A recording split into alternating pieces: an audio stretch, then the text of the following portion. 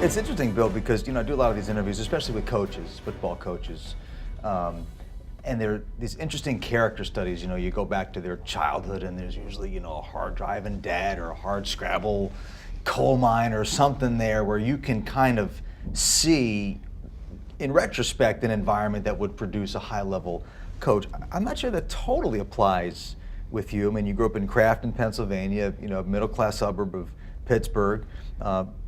Parents Laird and Dorothy, not a necessarily athletic family as far as I know, but yet everybody describes you, even as a kid, as this manic, intense guy, right. With the chin and the face and the eyes and everything. I mean, where did that come from? Have you even figured it out? Well, my father pushed us all into athletics. I think I was the one that was maybe more blessed than anybody to have the size and athletic ability to be able to be a halfway decent football player.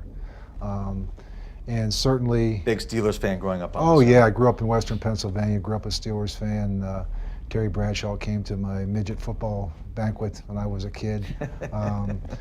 Football was important in Western Pennsylvania. I mean, I literally played against Marvin Lewis. He played at Fort Cherry. I was at Carleton. He was a year younger than I. And we used to challenge each other in high school teams. We would go to Indiana University of Pennsylvania football camp. 7 guys from Fort Cherry, 4 or 5 guys from Carleton, and we would even compete against each other up there. So I know Marvin from way back then. And football in Western Pennsylvania was important. My senior year we had 20 guys on the team, and 20. Wow. So we used to have half-line, we'd have half-line practices because you couldn't play because you didn't have enough guys to practice with. And we went from offense to defense. The only person that came in was my brother. He was the only one that played only one way. So, and another guy went out. The other 10 of us, we played both ways. And we were good. We were pretty good. But, I think I was able to probably somewhat overachieve there. I only had 2 scholarship offers coming out of NC State and William & Mary. A lot of people thought I was too small to play major college football. Weighed like 205 pounds coming out. And I played at NC State. And Lou Holtz actually recruited you at NC State, but you didn't play for him, right? I did play 1 year for Lou Holtz. Okay, you did. Yeah, 1 year for Lou and 3 for Bo Ryan. And, and I was, Larry Bechtel gave me a scholarship basically without even looking at film. I really think they had some extra scholarships they were just giving out. And that's truth be told. And I went down to NC State as a freshman and was on the freshman team, and a bunch of injuries took place. I ended up playing as a freshman linebacker and had really 4 good years.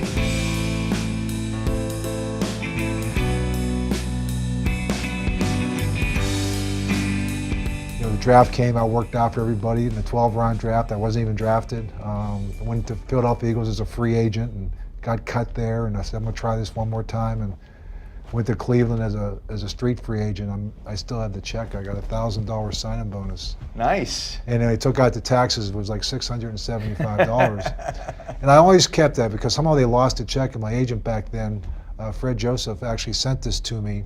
He found it. He's going through his files as he was retiring, and he sent me the original check. Oh, wow. And it showed the name and everything. And so I had that check framed, and I put that in my office in Pittsburgh because as I had players come in, as we sit down and had these conversations at the end of the year, and people talked about how much guaranteed money other players were getting and the sign-in bonuses and what it would take to stay there. I said, can I just talk to you about it when I played? And the sign-in bonus I got, so we would get up, we'd walk over to the wall, and I'd share with them my story about my $1,000 sign-in bonus, $675 once I took out the taxes.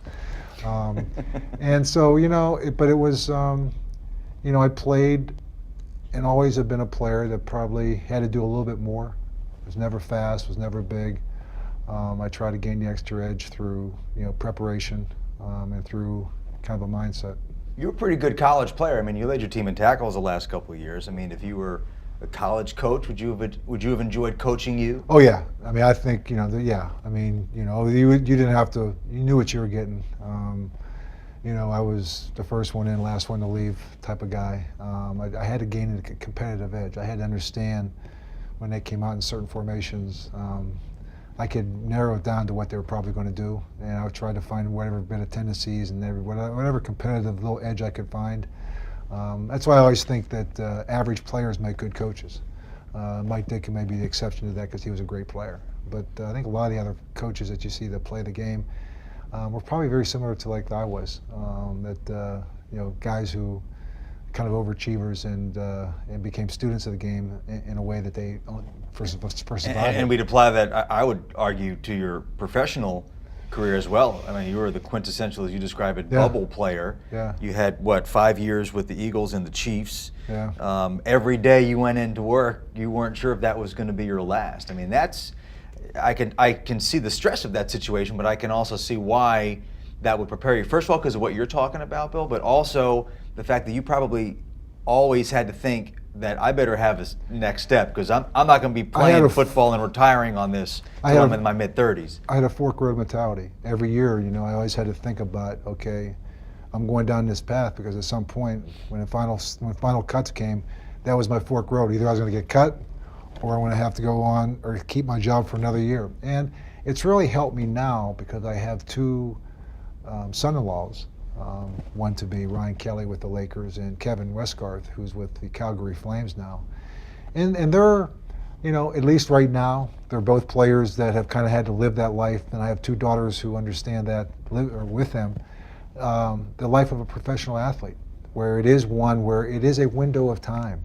And with that window of time, the best thing you can do is embrace it, is go with it. Because a lot of the things that you some people worry about are the things they have no control over. So I tell them, don't worry about things that you have no control over. Whether you make the cut, whether you're going to get traded, whether or not, you can't control that. But what you can control is when you play, that you've prepared yourself to be the best that you can be. So you can control how you play. You can't control when you play. And I think that's the only message I've tried to give to each one of those. And with my daughters, is just to support them and be there, because it is a great window of time to live out a childhood dream. Before we leave your playing days, is it true that you once broke Jeff Fisher's leg? Oh yeah, we were that come up in league meetings? Oh yeah, I always thought that Jeff wouldn't be there today if it wasn't for me, because it led to him not only being on IR that year, because I was the Philadelphia Eagles, I was covering a punt, he was returning a punt for the Chicago Bears, and I could hear a pop, and I'm like, get off me, and he ended up breaking his leg, and he went up there with Buddy Ryan and ended up getting on the coaching staff the next year, and a part of that, the great 1985 great team, the Chicago Bears of '85, who won it all, arguably one of the best football teams in the history of the game.